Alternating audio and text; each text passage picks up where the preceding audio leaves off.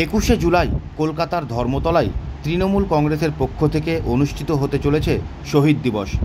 উক্ত অনুষ্ঠানকে সাফল্যমণ্ডিত করার লক্ষ্যে এই মুহূর্তে দিকে দিকে চলছে তার প্রস্তুতি। সেই মোতাবেক বহরমপুরের 19 নম্বর ওয়ার্ডে বর্তমানে দেওয়াল লিখনে ব্যস্ত স্থানীয় কাউন্সিলর সহ দলের কর্মীরা। তাদের বক্তব্য, দলের নির্দেশে এই কর্মসূচি গ্রহণ করা হলো সোমবার থেকে।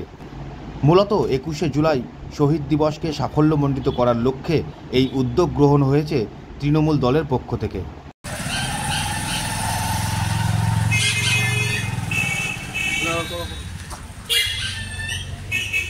দেখুন, আমাদের দলে তৃণমূল কংগ্রেসের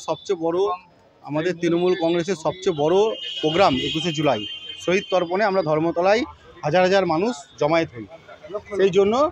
সেই জন্য আমরা দলের নির্দেশে, দলের প্রচারে 21শে জুলাইকে সামনে রেখে গোটা জেলাব্যাপী তৃণমূল ছাত্র পরিষদ সহ সমস্ত সাংগঠনিক নেতারা 21শে জুলাইকে কেন্দ্র করে দেয়াল লিখন প্রচার, ফ্ল্যাগ ফেস্টুন টাঙানো শুরু করেছে।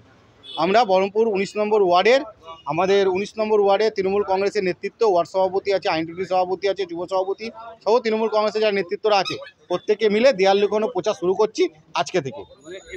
21শে জুলাইকে কেন্দ্র করে দেয়াল লিখন প্রচার আমরা শুরু করছি আমাদের টাউনের চেয়ারম্যান নারদার নেতৃত্বে, এবং তৃণমূল কংগ্রেসের প্রত্যেকটা কর্মীরা মিলে একসাথে সেই কর্মসূচি শুরু করছি।